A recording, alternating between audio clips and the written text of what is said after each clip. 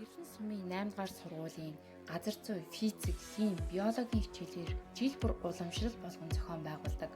байгаль шинжил үйл ажиллагааны хүрээнд энэ хичээлийн жилийн өвлийн амралтын хугацаанд гэртээ туршийн аяныг амжилттай зохион байгууллаа. Сурагчид байгалийн шинжилгээ ухааны хичээлээр эзэмссэн мэдлэгээ амьдралд хэрэгжүүлэх, өөрсдийн сонгосон сэдвээ бие даан судалгаа хийж төрөл бүрийн туршилт ажиглалт зохион байгуулсан нь тэдний шинжилгээ ухааны сэтгэлгээ бүтээл чадварыг хөгжүүлэхэд чухал хувь нэмэр боллоо. Түүнчлэн гэр бүлээрээ хамтран оролцсон нь сурагчдын суралцах үйл явцыг улам хөгжилтэй дотн болгоод зохицуулж эцэг эхийн оролцоог нэмэгдүүлж харилцан ойлголтыг гүнзгийрүүлсэн үр дүнтэй арга хэмжээ байлаа.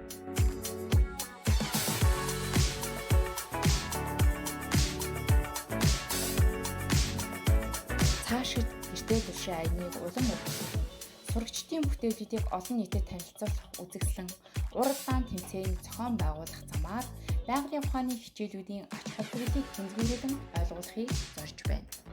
Аяны хүрээнд туршилт хийж, дүнгээ бүтээл хийхдээ илэрхийлсэн идэвхтэй оролцсон сурагчдад батламж гардуулан тэдний оролцоог алдаршуулж, урамшуулсан нь хүүхдүүдийн сурах хүсэл эрмэлзлийг улам бүр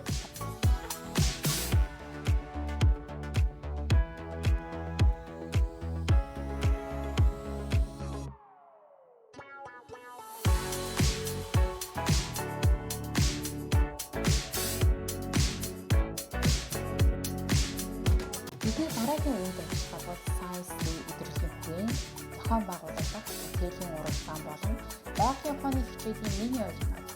энэхүү өдрөлгөөр дамжуулан сурагчдын бүтээл сэтгэлээ судалгаа хийх ур чадварыг нэмэгдүүлж шинжилгээ ухаанд сонирхолтой мэдээлэлтэй шинэ үе төрөлхтнийг зорж байна.